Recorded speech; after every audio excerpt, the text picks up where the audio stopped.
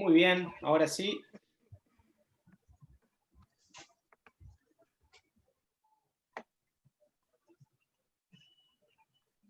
Bueno, buenas noches, ¿se me escucha bien? Perfecto. Buenas noches para todos.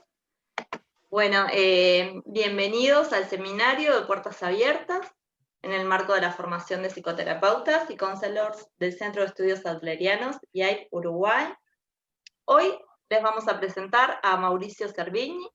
Él es doctor en psicología, licenciado en psicología, profesor e investigador del Consejo Nacional de Investigaciones Científicas y Técnicas, coordinador del Centro de Investigación en Neurociencias, Facultad de la Universidad de Rosario. Nos compartirá sobre neurociencias y psicoterapia. Expondrá aproximadamente durante 45 minutos y mientras tanto solicitamos que quienes quieran ir haciendo alguna pregunta pueden ir utilizando el chat, así luego podemos sistematizar las interrogantes que vayan llegando para poder brindar unos minutos a las respuestas.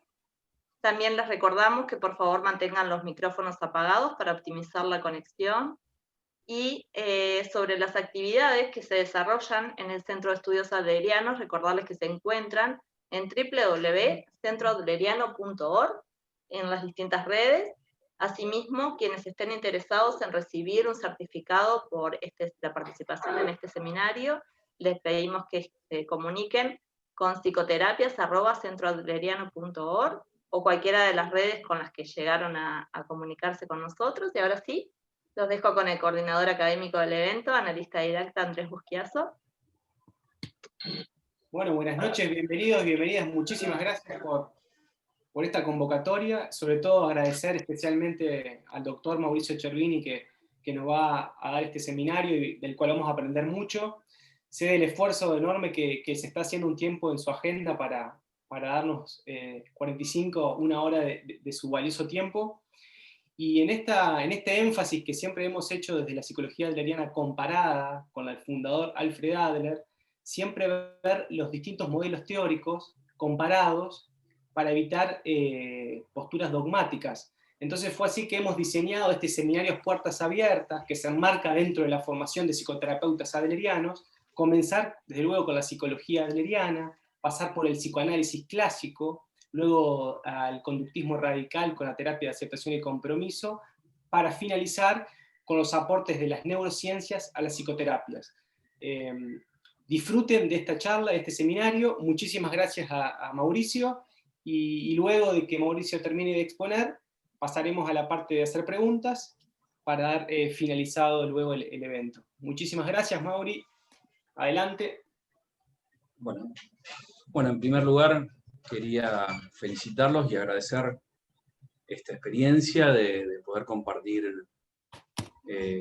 una charla amena sobre psicoterapia y neurociencias. Creo que el título es un título que amerita un análisis muy amplio, muy complejo, y por ende he tratado de, más vale de cerrar el juego en esta articulación, de abrir una serie de preguntas, algunos interrogantes y algunas limitaciones que nos llevan a plantear un poco esta desarticulación que tenemos entre, podríamos decir, en ciencia básica y ciencia aplicada.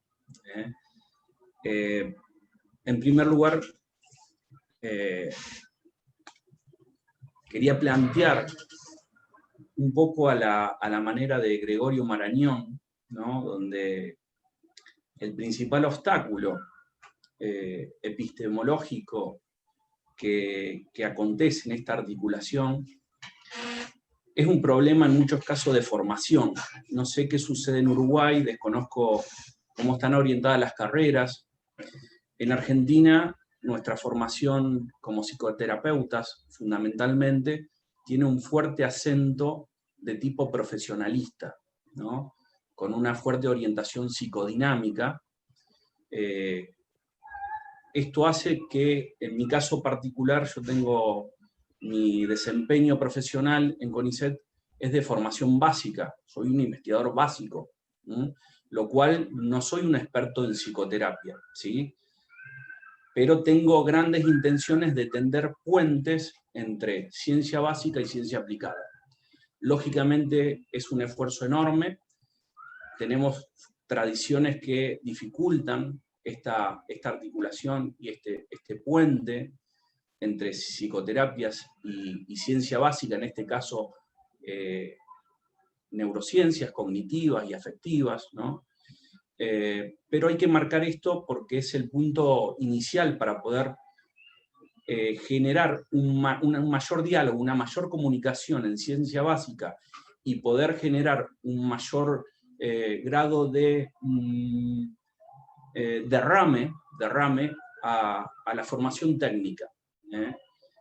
Apelaba a las palabras de Gregorio Marañón porque en la introducción que hace Gregorio Marañón en Reflejos Condicionados, del libro de Iván Pavlov, Gregorio Marañón, como fisiólogo español, hace una fuerte crítica a la tradición médica española, con un fuerte corte profesionalista, y cómo en medicina los profesionales o los estudiantes iban en masa a buscar un título de médico para generarse en el saber técnico, solamente en el saber técnico, y él hace alusión a la fortaleza del recetario, ¿no? Es incluso el reforzamiento social que tiene esta formación profesionalista.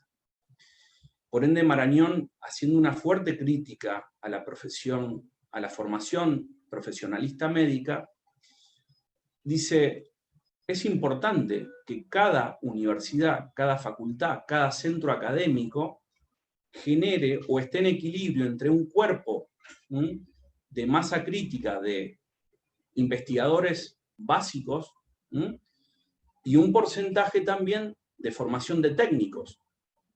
Pero si este equilibrio no se genera entre una formación de investigadores básicos y técnicos, genera una especie de desequilibrio y lo que va en detrimento de el campus teórico de la medicina. Él habla de un raquitismo de la medicina española por ese mismo acontecimiento. Quiero hacer esta introducción porque vale la pena tomarse el trabajo, que uno de los problemas fundamentales que radica en esta desarticulación entre un saber básico y un saber técnico radica en nuestra propia formación. Uno de los principales problemas que tenemos en Argentina, y no quiero hacer extensivo a Uruguay porque desconozco fundamentalmente sus programas, probablemente tengan algún componente similar y algunas diferencias con nosotros. Esto hace difícil, sobre todo en este contexto, generar un diálogo fructífero. ¿Por qué? Porque nuestros profesionales, nuestros estudiantes se forman, en el mejor de los casos, bastante bien para ser buenos terapeutas, con orientación, sobre todo principalmente francesa, psicodinámica, freudiana y fundamentalmente con orientación francesa. Por otro lado, nuestra formación básica a veces tampoco es tan buena en generar una especie de conciencia de la importancia que tiene generar este diálogo entre alguien que genera, que aplica el conocimiento, y esto también genera investigadores que a veces no tienen la suficiente formación o capacidad de permeabilidad de entender cómo se aplica un saber teórico en un contexto particular.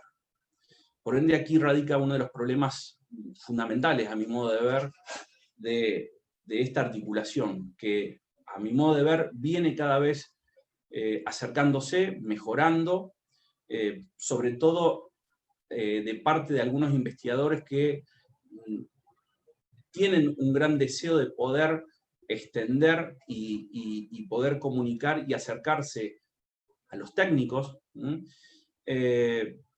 pero el problema fundamental radica en la formación profesional que tenemos, en esta gran disociación entre los que generan dispositivos tecnologías, instrumentos o paradigmas o modelos teóricos y aquellos que aplican, ¿no?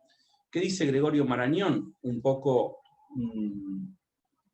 mofándose de esta formación raquítica en lo que se refiere fundamentalmente a generar un conocimiento en contra del conocimiento establecido. Es decir, la única forma que cualquier disciplina pueda crecer y no estar consumiendo sistemáticamente lo que generan otros centros académicos es generando una masa crítica de investigadores básicos que alimente a los técnicos, pero que estén en un equilibrio constante. Esto no sucede en nuestras universidades, no sucede en nuestras facultades, existe una disociación fuerte en este caso, ¿no? Por ende, para plantear el problema inicial de este problema que se plantea entre articulación de un saber teórico, de un saber de laboratorio y a veces un saber técnico.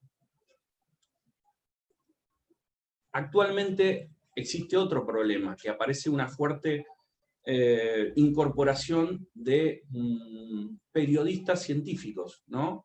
De una divulgación científica, en muchos casos, a mi modo de ver, bastante forzada y bastante liviana, y sobre todo esto genera otro de los problemas, que es poder extrapolar rápidamente un conocimiento generado en un laboratorio, en un medio artificial, no ecológico, a un ámbito que podríamos decir social. Esto también da lugar a otro forzamiento que hoy se ha puesto en boga porque encontramos que tiene una importancia fundamental transmitir lo que alguien puede hacer en ciencia básica o en ciencia aplicada y cómo llega a la población. Pero a veces esta comunicación de difusión no tiene la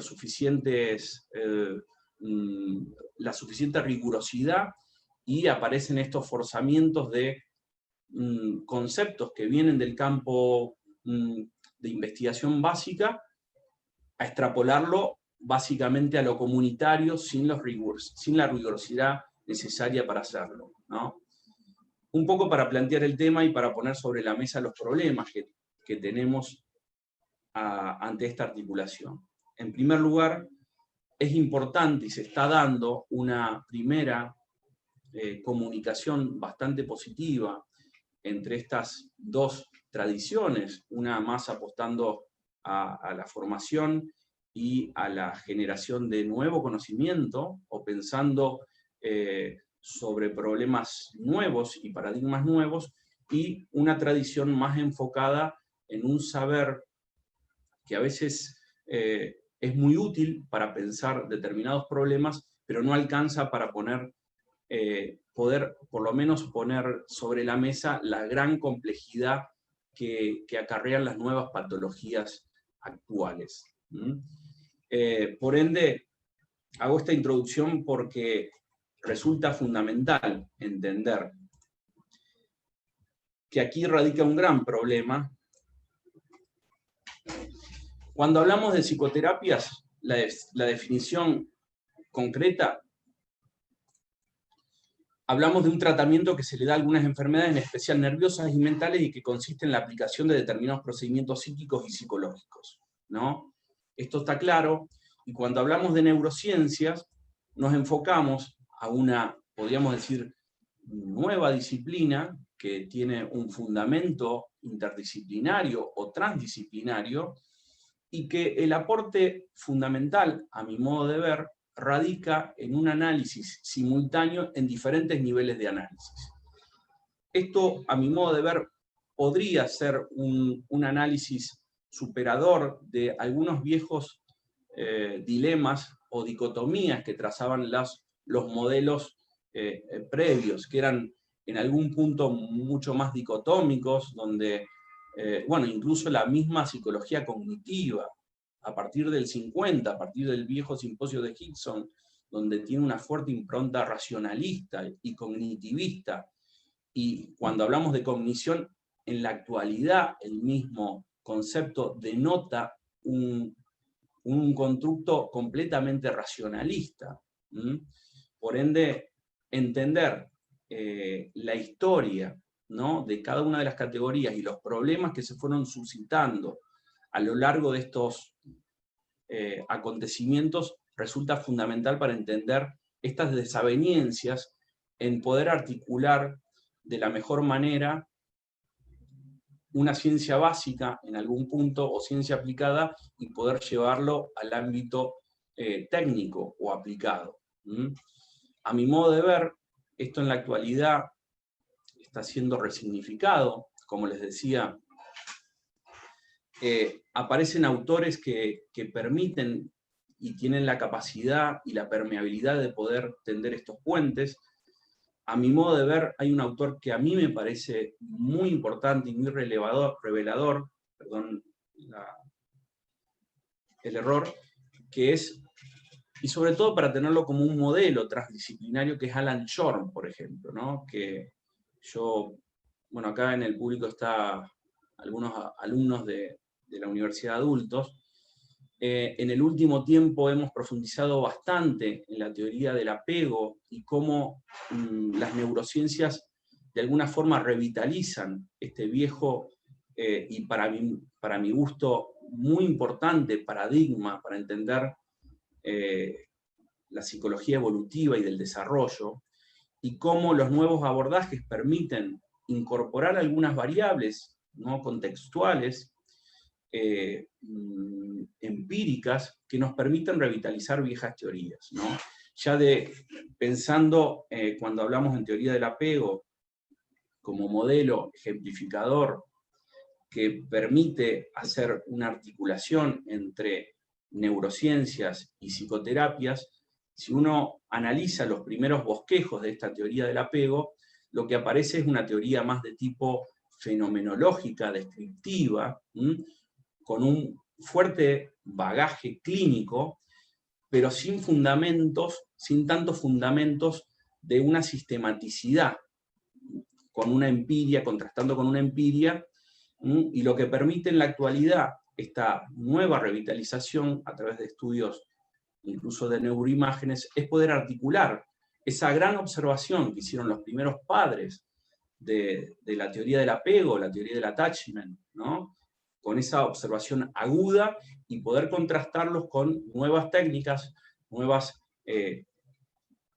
teorías que pueden incorporar algunas variables que, dadas las limitaciones tecnológicas o instrumentales de la época, no permitían hacerlo.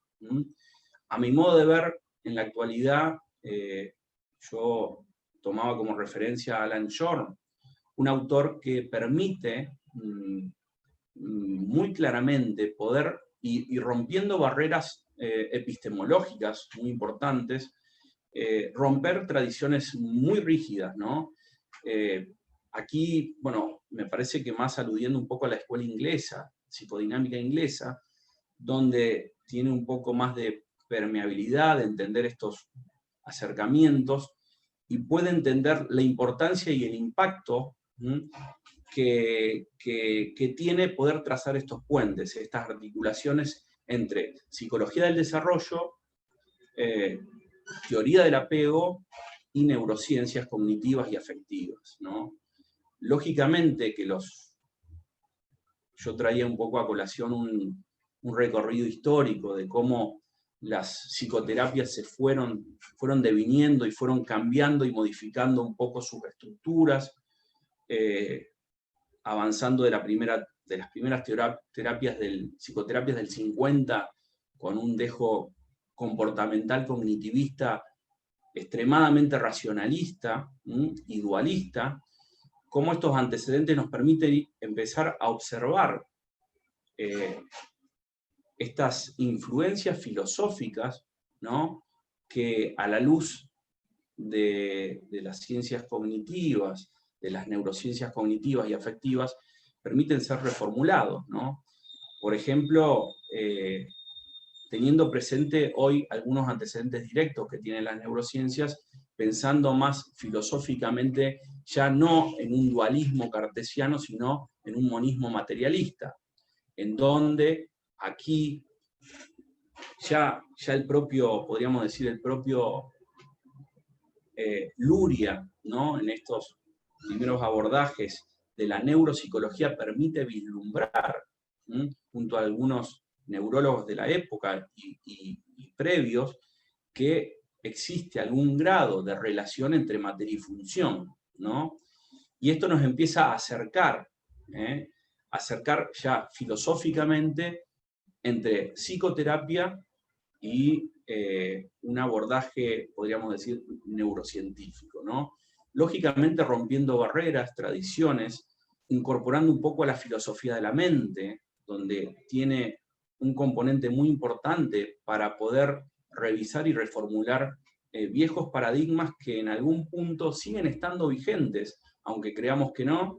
Yo hablaba del modelo racionalista del 50, posterior al simposio de Hickson, donde esta fuerte impronta cognitivista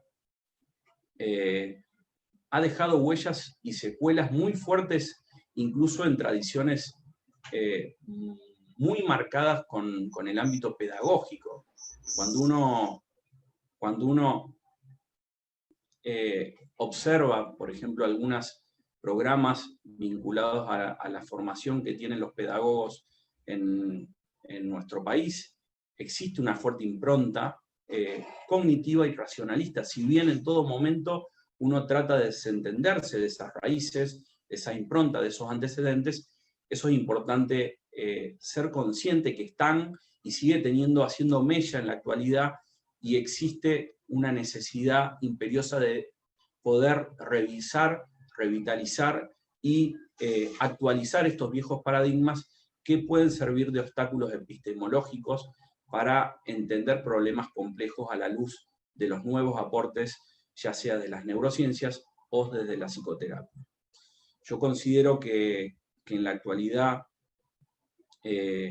como les decía, algunos abordajes que a mi modo de ver, la teoría del apego es una de las, creo que de las teorías que más fuertemente se han revitalizado y que tienen una fuerte connotación explicativa, muy sólida, y que enriquecido con los nuevos paradigmas verdaderamente nos brinda un abanico de explicaciones muy interesantes para poder predecir algunos problemas del orden psicopatológico que se vive actualmente. No sé si hay alguna pregunta o las hacemos directamente al final. Andrés. No, Mauri, capaz que lo mejor es hacerla al final, pero podemos Bien. cambiar también. Si alguien quiere hacer una pregunta para clarificar algún tema, o que puedo pasar a un tema, no tengo ningún problema. ¿Sí? Perfecto. Estaba contando que uno de los problemas de esta articulación que surge entre neurociencia y psicoterapia, a mi modo de ver, es un problema de formación. Y hay que revisar nuestra formación y poder encontrar un mejor diálogo, una mejor propuesta de poder integrar una buena formación básica con una buena formación psicoterapéutica. En nuestras formaciones profesionales no existe esta articulación, existe un fuerte foco de formación en unas pocas teorías de orden psicodinámico, pero que existe poco diálogo. Y esto va en detrimento de una buena articulación teórico-práctico y una articulación entre formar buenos técnicos y buenos teóricos que puedan enriquecer este círculo virtuoso para generar nuevos modelos explicativos que sean superadores y que podamos enriquecer una y otra vez a través de este diálogo armónico entre información y formación básica con la generación de técnicos. ¿Sí? ¿Estoy siendo claro o hay algún problema? No, Mauro, ¿Sí? está clarísimo. Ok, bueno. Les decía que en consideración yo creo que uno de los autores que resulta muy motivador y me parece que es un modelo para entender esta complejidad y esta buena articulación es Alan Shore, que él a través de un puente muy difícil en nuestro contexto, logra generar lo que se da en llamar, o por lo menos en una comunidad específica, el neuropsicoanálisis, ¿no?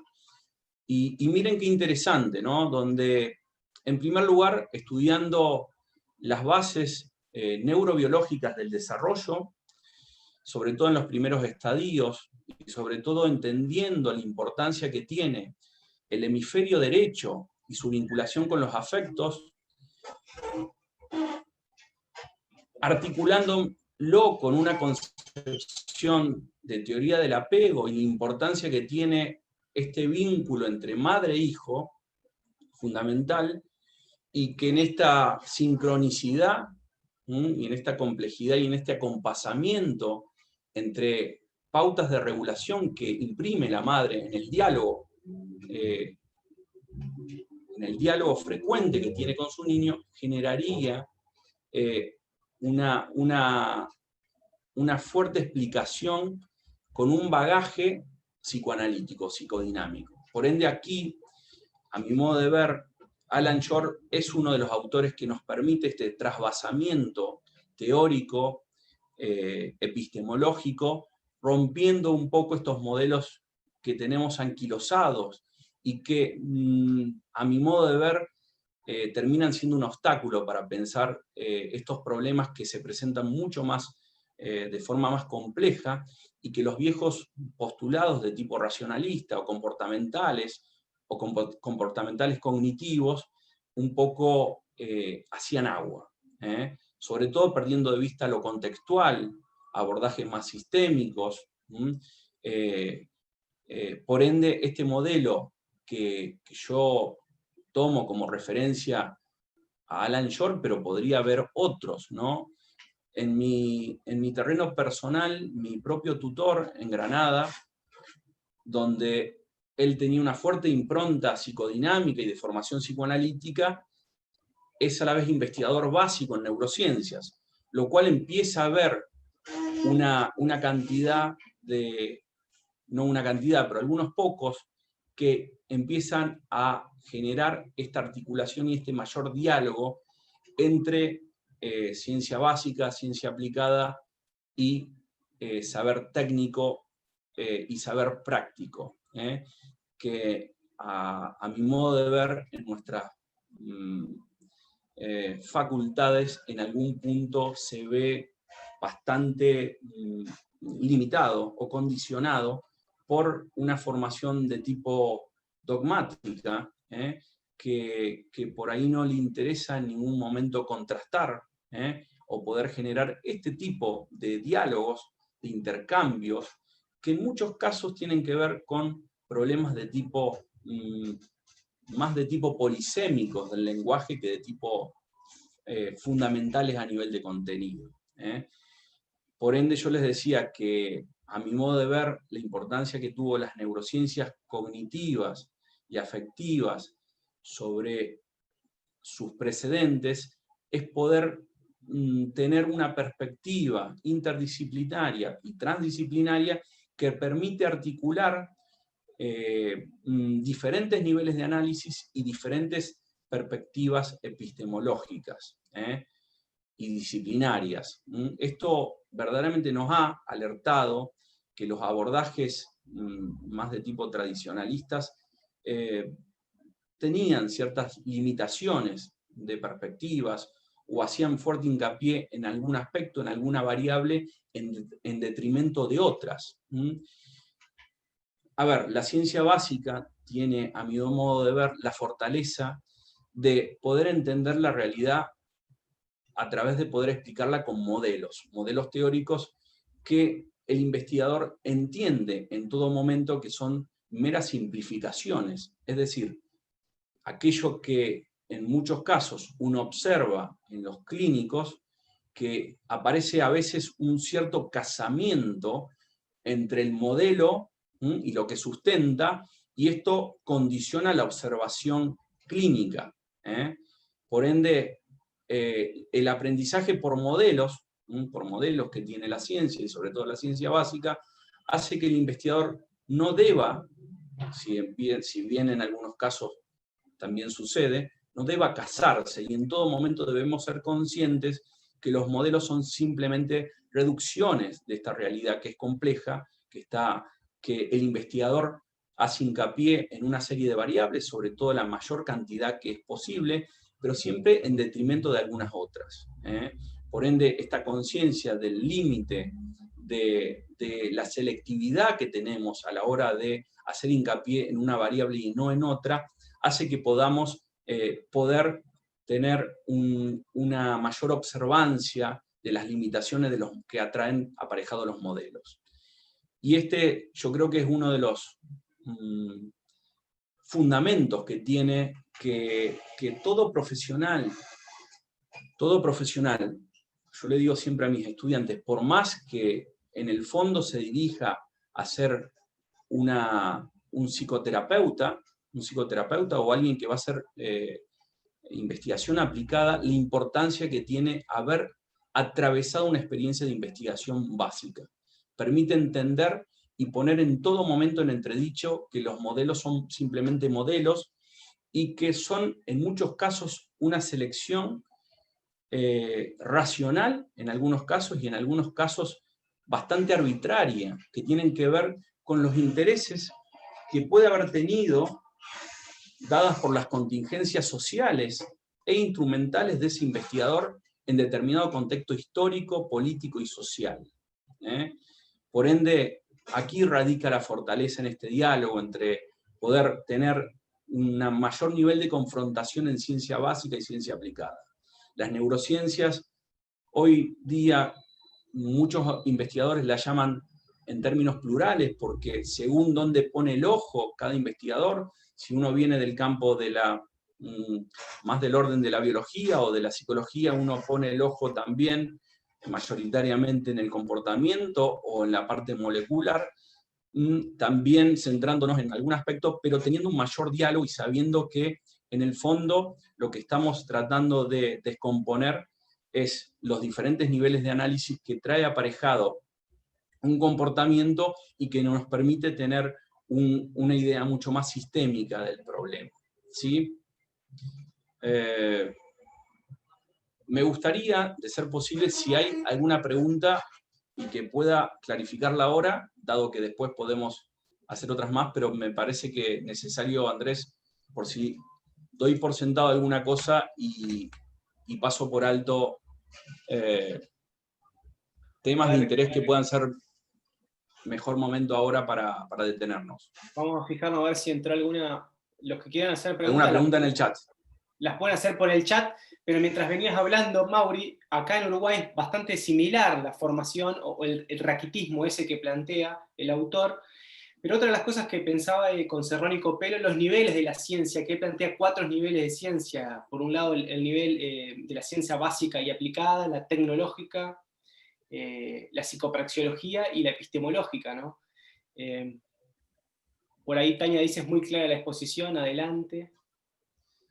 Bien. Si no hay ningún planteo más, seguimos. Yo me refería a esto porque el principal obstáculo, yo no soy un psicoterapeuta experto, simplemente soy un psicoterapeuta esporádico, es decir, con muy pocos casos, por ende soy un no experto en el arte de la psicoterapia. El arte en el buen sentido del término. Yo creo que hay un componente fuerte, muy artesanal, que se puede mejorar mucho con la técnica, pero que hay un componente artesanal, artístico, en el basamento psicoterapéutico que importa muchísimo, ¿no? Y que en algún punto me veo limitado. Por ende, la importancia que tiene este diálogo entre investigación básica, investigación aplicada y psicoterapias, me parece que es una buena forma de empezar a romper estos anquilosamientos, estos modelos reduccionistas, porque a mi modo de ver, mi propia facultad en todo momento me ha condicionado que los modelos de orden biologicista eran simplemente reduccionistas. todos y cada uno de ellos. Mi idea es que todos los modelos, no hay ningún paradigma, no hay ningún modelo que no lo sea reduccionista. Todo modelo per se es reduccionista. Y ahí está en la capacidad y la importancia que tiene ser consciente que cualquier modelo es una simplificación de una realidad. Los físicos lo tienen mucho más incorporado. Por ende, los buenos epistemólogos siempre han sido cientistas duros, en el sentido o mal entendido del término. Siempre han venido de la matemática y de la física. Porque nosotros, los profesionales del campo, sí, en muchos casos, si bien declamatoriamente hablamos que nuestro abordaje parte del orden de la complejidad, y en nuestra facultad se alude a las series complementarias del propio Freud, como un modelo de abordaje de complejidad, pero si uno, a la luz de los nuevos aportes que genera, por ejemplo, ¿no?, la epigenética, o un montón de otras variables que hoy se ponen a discusión y que en el propio modelo psicodinámico freudiano no existían, dado las condiciones materiales, técnicas y sociales de la época. Por ende, la importancia que tiene ser consciente de los límites de los modelos y en todo momento ser revisados y poder pensarlo desde el orden de los límites y las fortalezas que puede tener cada modelo, creo que acá radica una importancia fundamental y nodal. Que acá radica también en las personas profesionales que tienen un modelo de referencia, podría ser cualquiera, modelo freudiano de la escuela francesa, de la escuela inglesa, o cualquier modelo cognitivo, pero que con esa conciencia de que trabaja con un modelo de la realidad y que hace hincapié en algunas variables y deja por sobre la alfombra otras porque ese modelo lo considera menos trascendente, le permite tener un diálogo mayor, una permeabilidad mayor y centrarse más en una observancia con el paciente y no la observancia que condiciona el propio modelo teórico. No sé si soy claro en esto, pero yo creo que en algún aporte de las neurociencias actuales, a mi modo de ver, lo que nos permite entender, sobre todo como representante y por lo menos un convencido de que la ciencia tiene muchos aspectos positivos, sin dejar de entender que es una institución humana, con búsquedas de poder, con intereses que son del orden narcisista,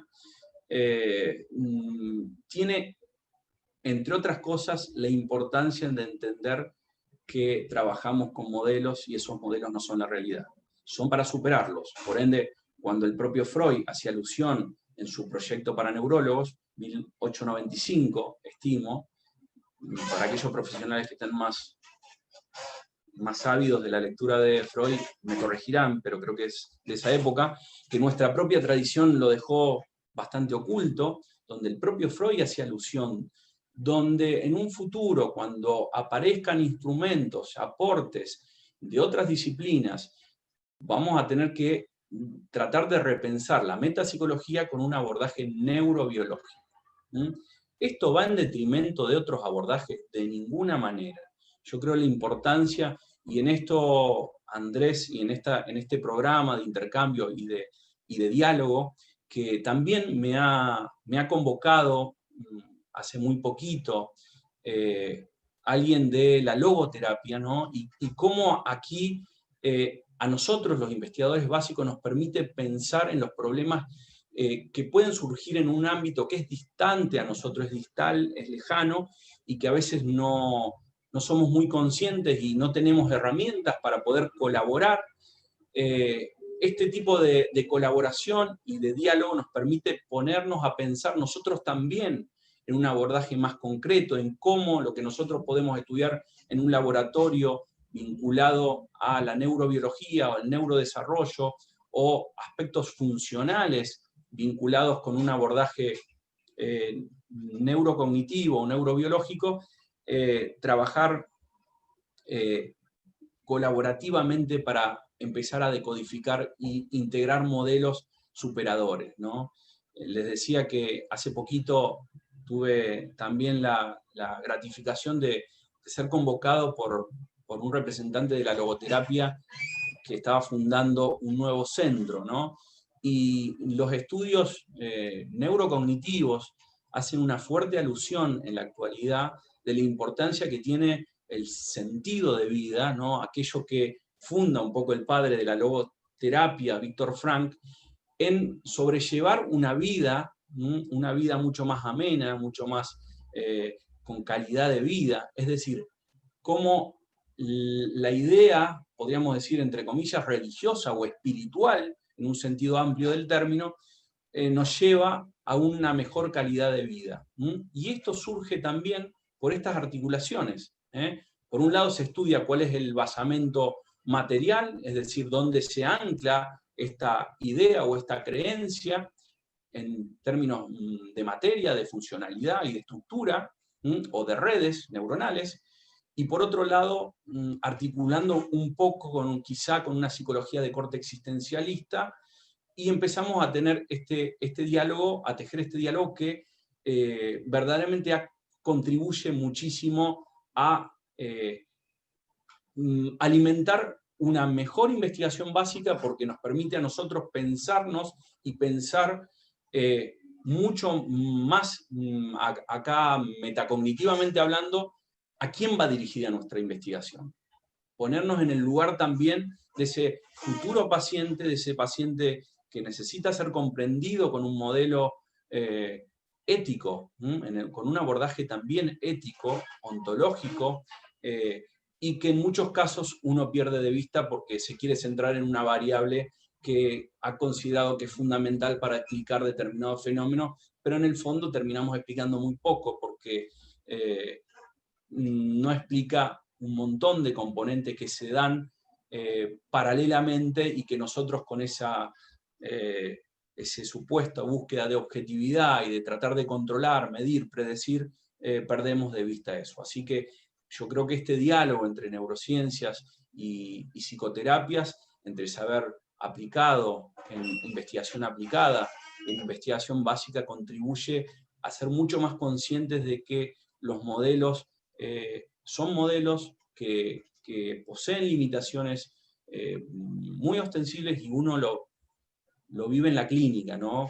Lo vive en la clínica con gran frustración, sobre todo cuando un paciente nos deja y no tenemos una explicación. Uno puede tratar de encontrar alguna justificación que nos dé tranquilidad interior, que hicimos lo que teníamos que hacer y que actuamos con total ética y solvencia, pero en el fondo nunca tuvimos una respuesta. Por ende, esa conciencia de los límites nos permite tener una capacidad metacognitiva y de poder tener una lectura mucho más crítica de nuestra práctica, de nuestra praxis, y poder empezar a articular entre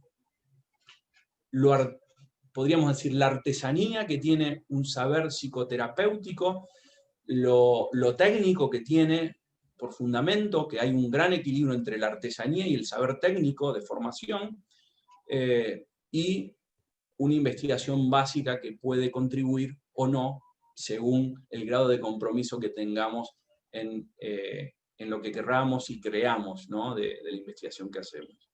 Así que yo creo que esto tiene una gran implicancia para las tradiciones. Deberíamos ser cada vez más conscientes de la importancia que tiene este círculo virtuoso en generar, por un lado, una mayor cantidad de investigadores básicos, sobre todo para entender los problemas contextuales, los problemas locales, ¿no? Que a veces los paradigmas o los modelos que traemos del extranjero no nos permiten entender, porque muchos problemas se dan en un ámbito particular, idiosincráticos, culturales y demás, y este abordaje que nos permite solamente generar técnicos y no generar investigadores, y que no está en un equilibrio perfecto, como dice Marañón, nos genera una institución raquítica en algún punto. Tiene que haber un perfecto equilibrio y una mayor diversidad y una mayor pluralidad de escuelas teóricas, ¿no? Un indicador, para mi modo de ver, muy malo es cuando aparece una fuerte impronta, una fuerte ortodoxia, donde se impone fuertemente con un saber, sobre todo que uno está muy integrado a los planes de estudios de cada carrera, uno debería estudiar, y cómo se genera un adoctrinamiento, ¿no? Un adoctrinamiento para generar una cantidad de profesionales con una orientación específica, porque creemos que los supuestos que uno carga son los mejores.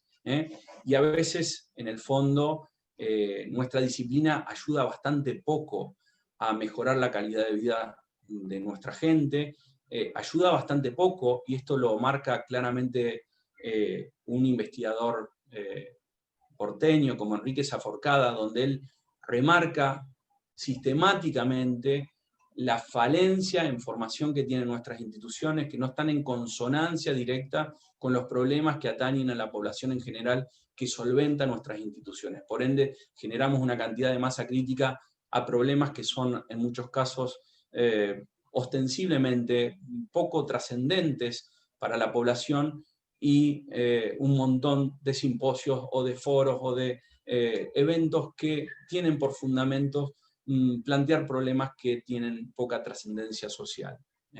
Por eso me parece que este grado de articulación también nos debiera llevar a un mayor grado de conciencia de la importancia que tiene como disciplina de orden social y de representantes de la salud pública, pensar un poco más en esta buena articulación entre saber teórico y saber práctico, y también anclado en una problemática social y colectiva que a veces no tenemos. Pero que se debiera estar haciendo mucho hincapié en los planes de estudio, y esto no aparece. Lo que aparece es una reiteración fuertemente y muy sesgada en torno o en provecho de una orientación y en detrimento de otra. Por ejemplo, cuando hablamos de epistemología inicialmente, por ejemplo, las carreras de psicología tienen una fuerte impronta epistemológica bastante anticientificista, y no le damos las herramientas a nuestros profesionales para poder tener el suficientemente juicio para poder cuestionar o hacer críticas fundadas sobre qué es la ciencia, cuáles son los peligros que acontecen en el saber científico, y cuáles son vicios y cuáles son problemas autogenerados o falsas peleas de un representante como puede ser Augusto Comte, y generar como si la ciencia actual fuera una batalla contra esos viejos modelos que ya han sido, que son completamente anacrónicos, ¿no? Así que en este aspecto yo creo que esta articulación entre neurociencia y psicoterapia debería contribuir a tener más conciencia en este aspecto. Sí. Buenísimo.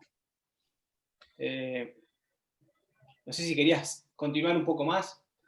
No, me parece que es bueno. Yo traté de hacer hincapié un poco más en los aspectos epistemológicos, metodológicos, que creí más trascendentes, más que centrarme en aspectos de algún paper en particular o en algún...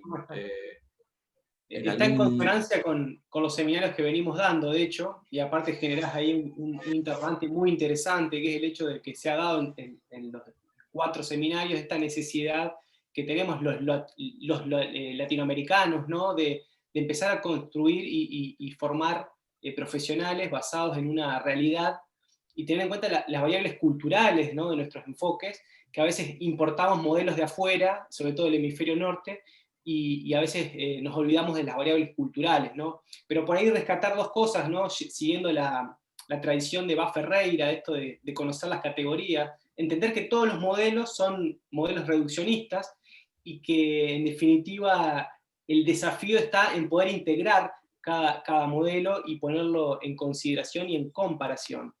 Mauricio, Alejandra dice, de acuerdo con el planteo reduccionista de los modelos, y que tenemos que preservarnos de creer que un paciente se ajuste a nuestro modelo.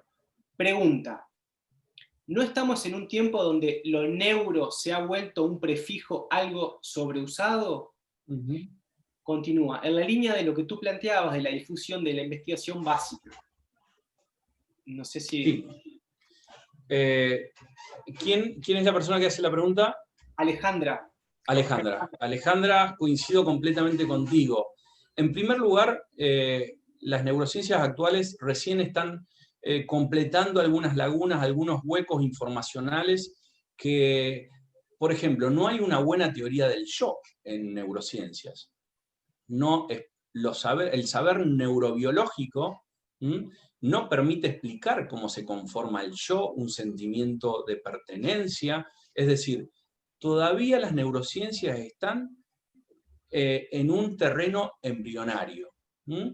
Están llenando de información y como aprende la ciencia tradicional, ortodoxa, es decir, a través de microteorías, a diferencia de los saberes por ahí más de corte psicodinámico, donde, por ejemplo, aparece Freud como una macroteoría que explica que hay un fundamento quizá de orden psicológico, metacognitivo, también hay una idea antropológica del hombre. Las neurociencias todavía les cuesta muchísimo poder integrar esos niveles que podríamos decir más sociales.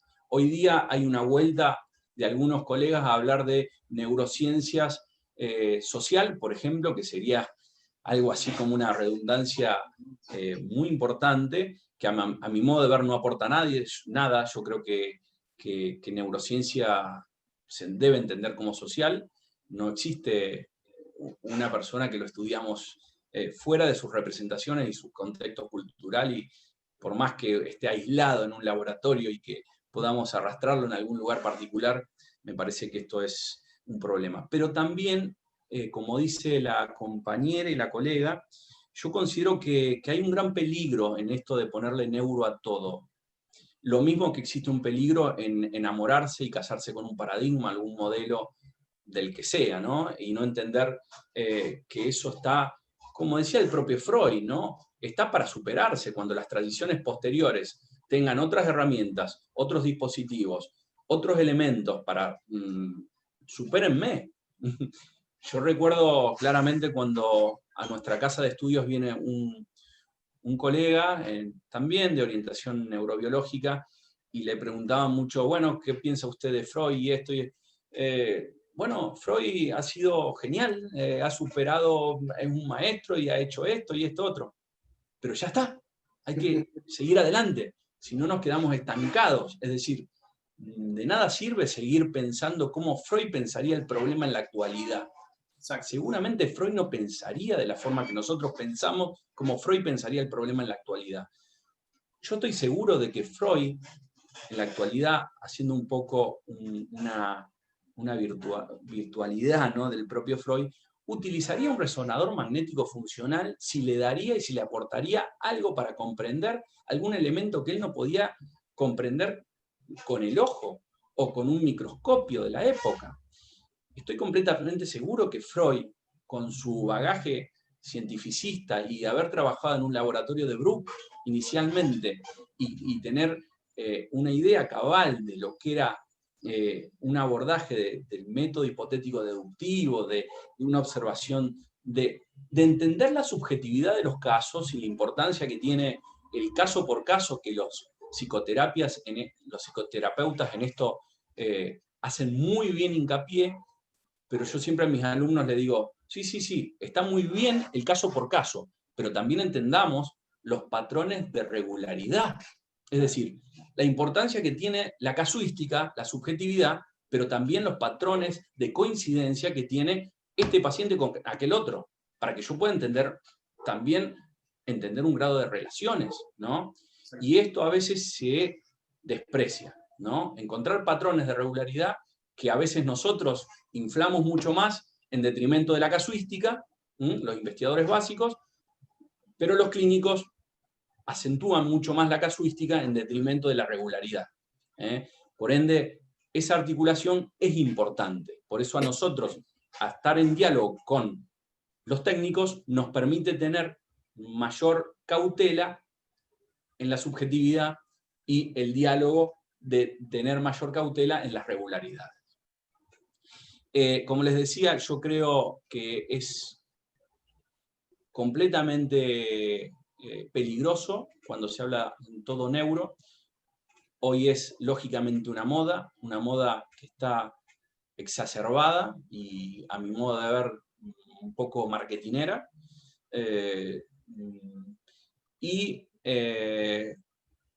Considero que todavía las neurociencias no están, por ejemplo, hoy se habla de neuroeducación, ¿no?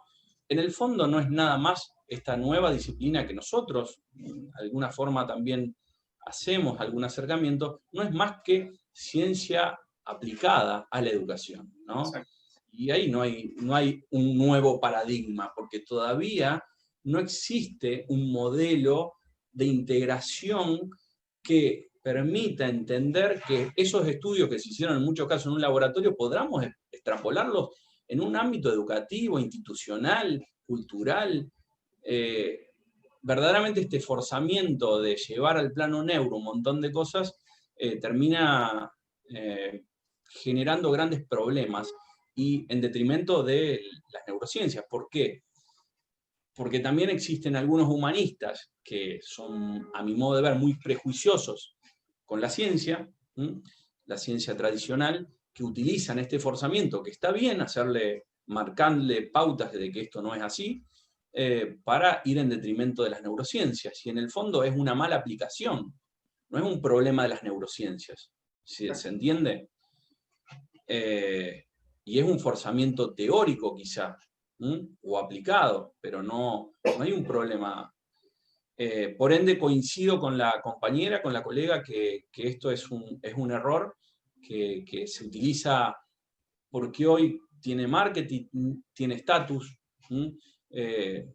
como en algún momento la psicología en la educación estaba muy claramente en boga hablar de las inteligencias múltiples, que a mi modo de ver no había un paradigma superador, simplemente era un autor americano que estaba en una tradición, en una universidad prestigiosa como Harvard, y que tomando el modelo de los viejos psicometristas como Thurston y Spearman, reconstruye y resignifica un modelo de variables múltiples, pero que en el fondo no aporta mucho. Pero bueno, por estar ahí, por tener estatus, por venir de Harvard, muchas de nuestras universidades, y sobre todo algunas instituciones vinculadas a la pedagogía, tomaron este modelo rápidamente, sin cuestionar y sin haciendo ningún análisis crítico de lo que estaba aportando este modelo de las inteligencias múltiples para entender algunos problemas de las contingencias pedagógicas que tiene Latinoamérica, que en muchos casos pasan por otro lado, no porque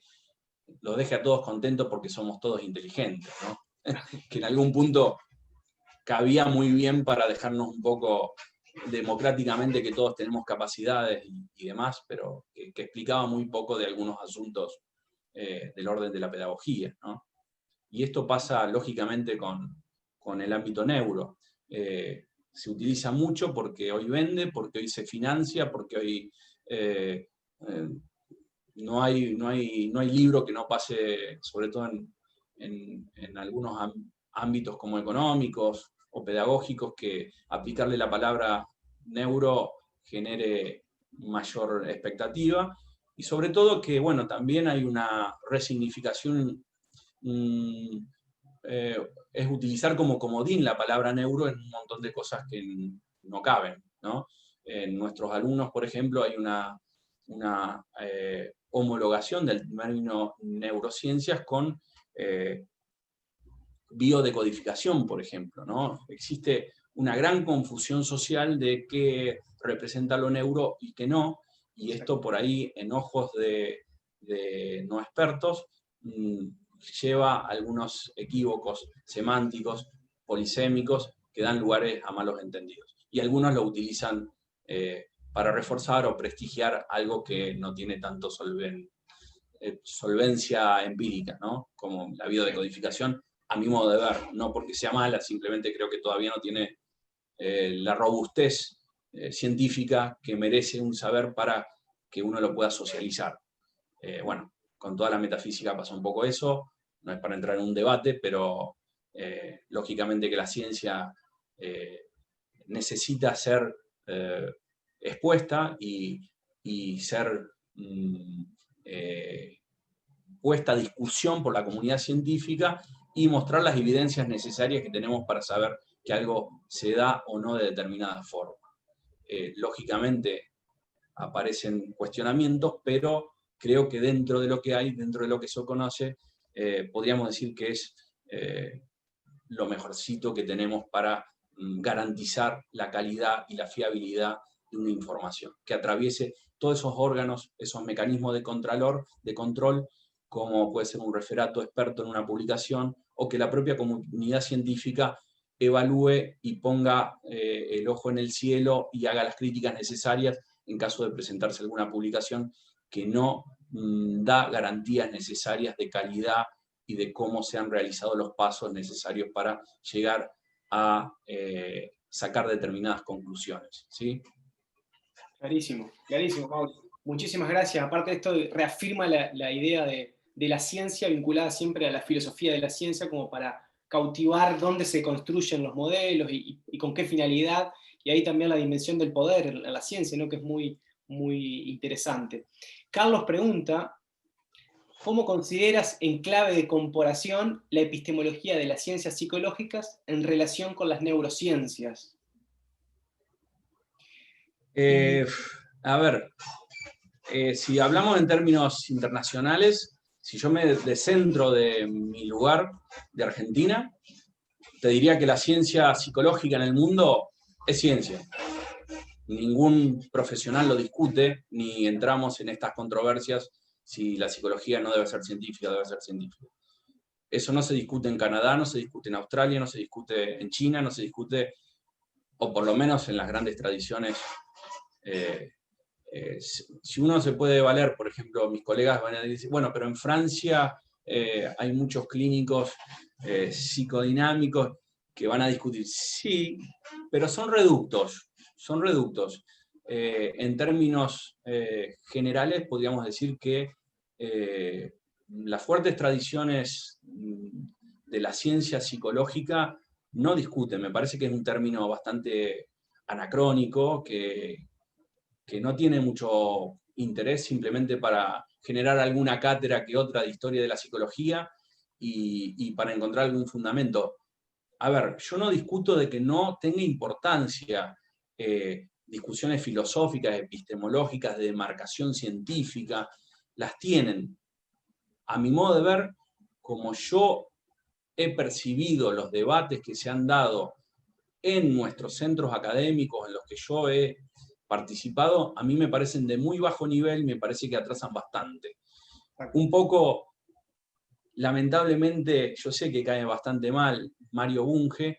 Mario Bunge es un provocador natural, yo no adhiero el 100% de lo que él dice, pero en algún punto, en algunas exclamaciones que él hace, es decir, que nuestra disciplina no está a la altura de las circunstancias, que la filosofía en algunos reductos se ha quedado un poco paralizada, en discusiones muy poco fecundas y que son círculos viciosos que no llegan a nada, que incluso en la psicoterapia y en nuestras propias facultades hay muchas discusiones banales que si la conciencia es una cosa, si la conciencia es otro, y en el fondo deberían, para mi modo de ver, es mucho más importante encontrar algunos consensos. Yo un poco a la manera de cómo Candel plantea qué trae la neurociencia para decir, che, ¿qué podríamos decir que aporta a la nueva psicología o la ciencia cognitiva? Encontrar algún consenso, alguno que otro, no son muchos, pero 3 o 4 puntos que todos los psicólogos podamos estar de acuerdo. Es decir, que las funciones cognitivas están en el cerebro, o que están por lo menos, a ver, con las diferencias que podemos tener, porque lógicamente las neurociencias cognitivas son monistas materialistas, ¿sí? Pero dentro del monismo materialista hay un montón de facciones, por ende también es complejo, ¿eh? pero en algún punto empezamos a romper el dualismo, que nuestra tradición, a mi modo de ver, más de corte clínico, por lo menos no lo piensa. Exacto. Creo que ahí es importante el diálogo filosófico y empezar a tender estos puentes para empezar por lo menos a resignificar algunas cosas. Sobre todo, a mi modo de ver, también algún punto que incorpora las neurociencias, que es sobre todo un análisis evolucionista, ¿no? En detrimento del creacionismo. La biología un poco se unifica en esto. No digo que no haya controversia. La teoría de la evolución tiene controversia, pero medianamente algunos consensos existen dentro de la biología para decir que las cosas se dan de esta forma. Y eso nos falta un poco en la psicología local. No creo que le pase tanto a un canadiense. Me parece que hay mucha relectura y discusiones que en el fondo no terminan de colaborar para generar una ciencia madura en algún punto. Y que estos diálogos me parece que podrían colaborar a eso. Más que ver las diferencias, encontrar lugares en común. Cuando hablamos de conciencia, que lógicamente es la palabra de la psicología, es la categoría, el concepto, que todavía estamos pensándolo desde la filosofía, y que todavía la ciencia no ha logrado decodificar y desmistificar, porque verdaderamente es un término hipercomplejo, pero a mi modo de ver, nos podemos poner de acuerdo entre las diferentes corrientes teóricas. ¿Qué podríamos decir? ¿Qué es conciencia y qué no? Exacto. 3 o 4 puntitos podríamos llegar a... y yo creo que hoy hay puntos de acuerdo ahí. Buenísimo, buenísimo. Buscar el consenso y los acuerdos. Alejandro Mauri te pregunta, ¿qué piensas que debería modificarse en nuestros estudios académicos para acercarse a las necesidades de la sociedad? Pensar por problemas, y no pensar por escuelas, por modelos, pensar por problemas sociales. Pensar, ayer estaba hablando con mi colega Pablo Martino, que somos un tándem de trabajo, y nosotros ahí formamos un centro de investigación y un laboratorio, y decimos, ya no podemos pensar, no podemos darnos el lujo de pensar por lo que nos da la gana. Debemos pensar por problemas vitales y sociales, aunque no nos interese a veces el problema tanto. Por ejemplo, si se mueren en Argentina mucha gente por problemas de tránsito, ¿por qué no generar líneas de investigaciones de psicología del tránsito? Aunque el problema no me genere tanta pasión, ¿no? La ciencia no puede ser, o no puede financiarse solamente en intereses personales o particulares. Verdaderamente debemos tener un compromiso que es de orden colectivo y tener un orden racional de los problemas que investigamos. Cuando uno analiza en las secretarías de ciencia y tecnología de nuestra facultad, si uno desarma un poco las líneas de investigaciones más fuertes, se da cuenta que en un amplio porcentaje, en un 90%, por eso digo, en algún punto tengo que estar en consonancia con lo que dice Bunge. La mayoría de las líneas de investigación que se desarrollan ahí no le interesan a casi nadie en lo social. No aportan aportan muy poco en lo social. Logran muy poca mejor calidad de vida de la gente, sobre todo de nuestras personas que financian nuestras investigaciones. Explican muy poco, simplemente se van en discusiones circulares, pero que es un refritado del refritado. Por ende, si no cambiamos un poco esa perspectiva, me parece que estamos continuamente haciendo un como si, del orden de lo declamatorio, de que somos una episteme, una especialidad que nos comprometemos con lo social, pero en el fondo hacemos muy poco para tener cambios reales de nuestra población.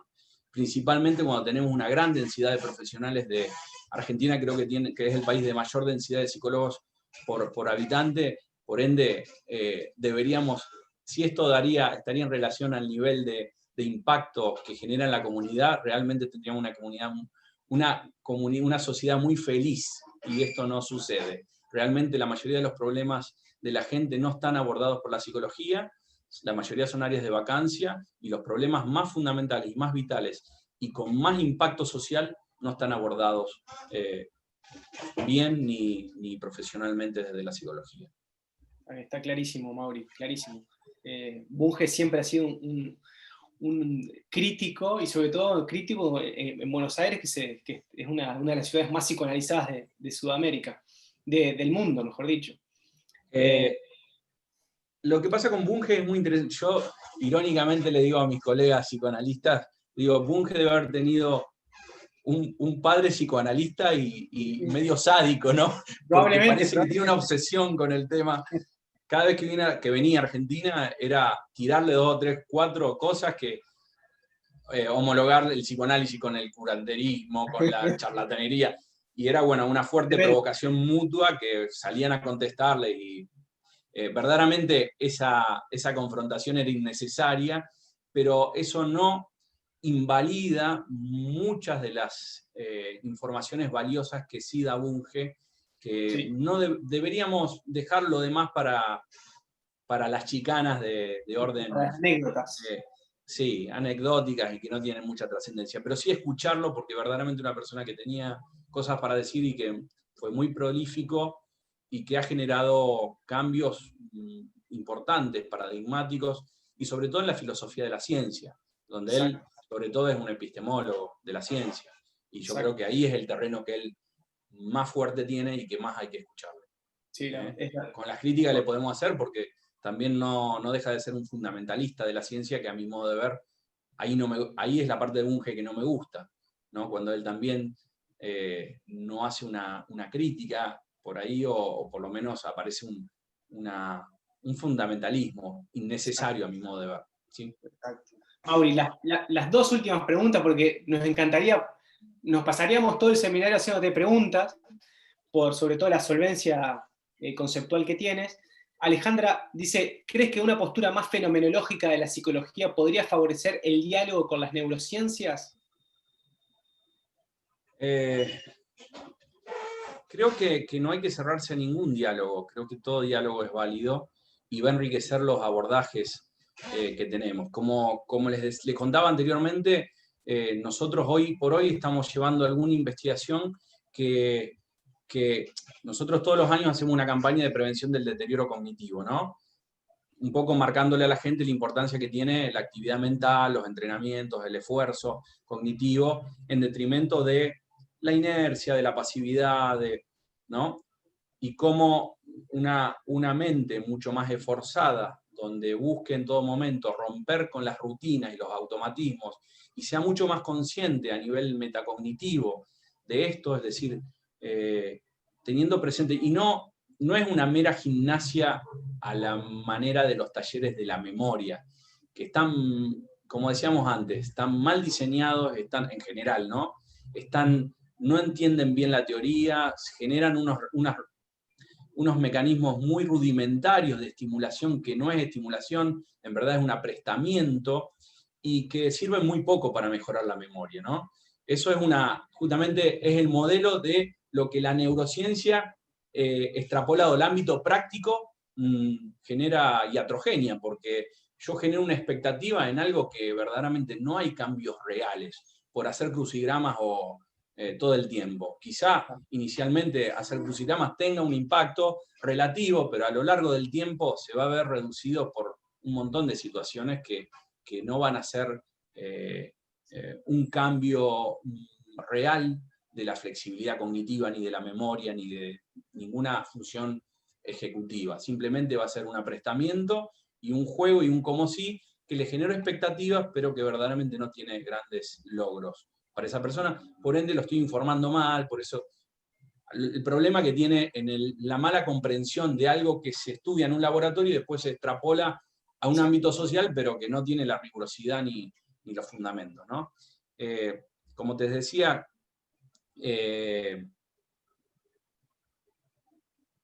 me olvidé el punto. No, que estamos hablando de los puentes, ¿no? De la fenomenología, lo que podría favorecer. La fenomenología, claro. Y le decía que en nuestro abordaje actual incorporamos, porque creíamos muy importante, un aspecto de la logoterapia que es porque nosotros nos planteábamos, a ver, ¿qué hace una persona? Nosotros veníamos de un enfoque dual, ¿no? De hacer un estudio hipotético-deductivo, es decir, estudiar mucha cantidad de personas adultas o adultas muy adultas y ver qué deterioro cognitivo tienen y qué particularidades tienen socioeconómicas, socioculturales, en términos de reserva cognitiva, y otro estudio que es ya más un estudio más inductivo, de estudiar casos excepcionales. Es decir, 30 personas adultas o muy adultas, simplemente cuando uno ve que no hay deterioro cognitivo, que el envejecimiento es completamente saludable, un poco a la manera de la psicología positiva, es decir, ver qué está pasando en estos pocos casos que la madurez o el envejecimiento se logra por un camino muy saludable, no hay deterioro cognitivo y hay un afrontamiento distinto al resto. Por ejemplo, lo que vemos inicialmente es que este tipo de personas son muy optimistas, se levantan viendo oportunidades, siguen siendo muy curiosas. Yo pongo el ejemplo, y no a todos le cae muy en gracia, pero saltando la parte ideológica que a mí no me preocupa, yo siempre pongo el ejemplo de Mirta Legrand y su hermana, ¿no? Gemelas, con la misma información genética. Mirta Legrand y su hermana, ustedes la verán porque la hermana falleció hace muy poquito, pero si ustedes tenían una foto de hace 5 años de una y otra con la misma información genética, una parecía de 15 años mayor que otra. Mirta Legrand, comparado a la hermana, sigue siendo una persona que necesita tener desafíos, que sigue buscando aprender, que no se ha cerrado al mundo, que sigue tratando de comprender y puede ponerse en el lugar de otros con las limitaciones que tiene cualquier mortal, porque después le echarán en cara, no, pero es insensible, viene de... Bueno, no me importa esos detalles que son de otra naturaleza.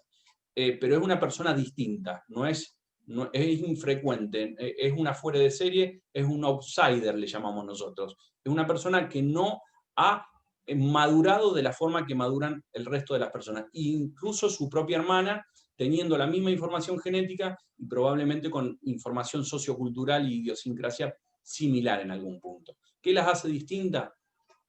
Veremos. Por eso hay la importancia de incorporar elementos que son de índole espiritual, fenomenológicos o de sentimientos, podríamos decir, religiosos, pero en un sentido no dogmáticos, sino simplemente como uno aborda la vida, simplemente con un sentimiento de gratificación, de positividad y de entender cada desafío como una experiencia vital, a la persona que se cierra al mundo y que ya no quiere aprender y que dice, bueno, con lo poquito que he aprendido ya quiero lidiar el resto de que me queda de la vida y no quiero aprender mucho más. Y si conozco un camino, voy a tomar el camino que mejor conozco, que ya me da seguridad y genera un pensamiento conservador sobre eso. En todo caso, probablemente Mirta Legrand, seguir siempre el mismo camino le aburra, ¿sí? Ahí distingue, y cuando uno toma, por ejemplo, la oligofrenia, ¿no? Que es una disminución de la inteligencia en algún punto, después podemos discutir un montón de cosas, se ve que la persona oligofrenia tiene un disfrute o un goce o un placer en repetir, ¿no? La persona que tiene estas cualidades no tiene un placer de repetir, porque repetir, es decir, la impulsividad es lo más primario de nuestros instintos. Lo que nos hace más refinados es el control inhibitorio, es poder frenar los impulsos, es poder meditar una respuesta, es poder meditar la mejor toma de decisiones. Eso me hace distinto. La impulsividad me hace común a todos. Es un reflejo bastante primario, bastante primate, que no me distingue del resto. Lo que me distingue es la capacidad de raciocinio, de poder detenerme, de poder meditar y poder disfrutar de lo nuevo o de nuevas experiencias y estar ávido de aprender nuevas cosas. Eso distingue a la persona resiliente, con un envejecimiento, podríamos decir, saludable, positivo, en términos de Seligman, ¿no? De la psicología positiva. Y eso es importante. Por eso hay abordajes integrales. Ya no lo abordamos desde puramente de las neurociencias. Incorporamos variables de otras escuelas, de otros abordajes, de otros modelos, porque consideramos que son muy importantes para poder comprender esta dinámica hipercompleja, que es cómo es la trayectoria de alguien que verdaderamente tiene 80, 85, 90 años y quiere seguir viviendo, ¿sí?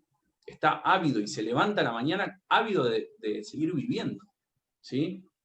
Buenísimo, buenísimo. Para ir cerrando nada más, Mauri, dice Donatella, estoy de acuerdo con lo que dices, muchos proyectos de investigación están más marcados por agendas internacionales de moda en las redes, y ahí por ahí te pregunta en qué proyecto estás trabajando. Alejandra te pregunta, entonces si pudiera decir que las neurociencias no son un monolito epistemológico perfectamente construido y consumado aún, sigue en desarrollo, esa es la reflexión que ella hace. Pregunta qué psicoterapias basadas en las neurociencias recomiendas, sobre todo para el trabajo con el trauma. No sé si, Mauri, ya sí, te robamos tanto. ahí respondo a ver lo que pueda responder. Hay un autor que yo me valí para leer algunas cosas, que es el doctor Mías de Córdoba. Él tiene un abordaje muy pragmático, sobre todo para psicoterapeutas, y él incorpora lo que se llama la cuarta generación de psicoterapias, que es él parte de la del 50 más de tipo comportamental, la del 70 más de tipo cognitiva racionalista, la del 90 más guiada por el mindfulness y más guiada en una visión más de la autoconciencia, más vinculada a un abordaje más del yo y de la posmodernidad, podríamos decir, con escasos resultados, a diferencia de las anteriores que han tenido buenos resultados, sobre todo en algunos tratamientos específicos de fobia y demás. Por eso después selectivamente hay que estudiar cuál fue más eficiente de estos abordajes en determinada patología. Por eso yo creo importante seguir estudiando qué sucede con las diferentes escuelas y que en algún punto una escuela puede ser mucho más eficaz y más eficiente que otra en alguna patología que en otra. Y eso me parece importante tener estudios sistemáticos y metaanálisis que nos permitan brindar información certera. Como dice Mías, las escuelas más de tipo del self, del 90, más vinculada a la autoayuda, es hacer consciente de determinadas cosas, no han tenido gran efecto, por lo menos los metaanálisis no han dado buenos resultados sobre los cambios, y él propone un abordaje neurocognitivo, podríamos decir, que tenga en cuenta los avances de las neurociencias, pero como un elemento más. No es que borremos las viejas tradiciones, es que nos permita tener un abordaje. Por ejemplo, él habla de algún caso de problemas de oxigenación en áreas del cerebro y cómo esto condiciona a una persona para tener planes y poder programar y generar una vida activa, ¿no? Y cae su paciente con un problema de abulia, donde si uno no considera los aspectos centrales que tienen que ver con, por ejemplo, la oxigenación o algunos otros problemas vinculados a lo neurocognitivo, y está pasando por alto la base material y los elementos que podrían ser condicionantes. Y por otro lado, él incorpora algo muy interesante a mi modo de ver, sobre todo desde el abordaje de lo cognitivo. Lógicamente después cada uno lo enriquece con el abordaje que tiene, pero él incorpora, a mi modo de ver, algo muy interesante, que es, en vez de incorporar la estimulación cognitiva a secas, lo aborda de un abordaje ecológico, es decir, la estimulación ya no es un proceso mecánico, un dispositivo generado que el psicoterapeuta puede brindar y orientar para mejorar alguna función cognitiva que puede dar baja performance, sino simplemente es incorporar ecológicamente dispositivos que son ecológicos. Es decir, un ejemplo muy concreto y muy traído de los pelos, pero si uno va al supermercado todos los días por el mismo camino, es tomar un camino alternativo y empezar a ser consciente de la estética del lugar, levantar la cabeza y la mirada a los edificios contiguos, empezar a estimular áreas que habitualmente no se estimulan, pero de forma ecológica, quiere decir incorporando a las rutinas cotidianas. Y eso para mí le da una importancia nodal, fundamental, en este, porque él lo hace, la intervención la hace en las pequeñas cosas y lo incorpora en la vida cotidiana del paciente. Esto, a diferencia de los ejercicios que tienen los cognitivos en algún punto, me parece mucho más amigable, me parece mucho más, porque aumenta la capacidad metacognitiva, porque la persona empieza a entender y a evidenciar que surgen cambios de funcionalidad, de activaciones de determinadas áreas, determinadas redes neuronales que están solventando determinada función. Esto se ve y se constata del propio paciente, cómo esos ejercicios le llevaron a mejorar su planificación, por ejemplo, a mejorar que ya se olvida menos las llaves, que ya, a mí me parece que ese abordaje es muy útil, yo lo considero muy práctico y, lógicamente, con la impronta que yo cargo. Después cada uno puede resignificarlo en base a sus propios supuestos, ¿no? Teóricos y demás. Pero creo que Mías es una persona sobre todo muy pragmática, muy amigable lo que él propone, muy entendible, y que creo que logra hacer un trasvasamiento de diferentes aportes de diferentes escuelas. Yo creo que él enriquece su teoría no solamente de lo cognitivo y neurocientífico, sino lo enriquece desde muchas escuelas. Es un poco ecléctico en algún punto. Lógicamente está parado desde la neuropsicología, creo, pero verdaderamente tiene un abordaje muy ecléctico y muy amigable para el paciente. Y él dice, ya el dispositivo debe estar centrado en el paciente, no en mi supuesto teórico, en mi marco teórico, en mi modelo. Buenísimo. Sí, suena bien orgánico. Realmente estamos muy, muy contentos de tu exposición, muy clara y contundente como te caracteriza, y también muy contentos por el modelo que yo también cargo y que algunos cargamos, pero que podemos compartirlo y sobre todo entrar en diálogo. Que Mauri, uno de los epígrafes de nuestro logo del Centro de Estudios Adlerianos es una frase en latín que dice iter unus, iter nullus, que vendría a ser algo así como un solo camino es un camino nulo. En esta necesidad que tenemos todas las personas que trabajamos en clínica, de estar continuamente formándonos en otras líneas y poniendo todo en consideración y en comparación.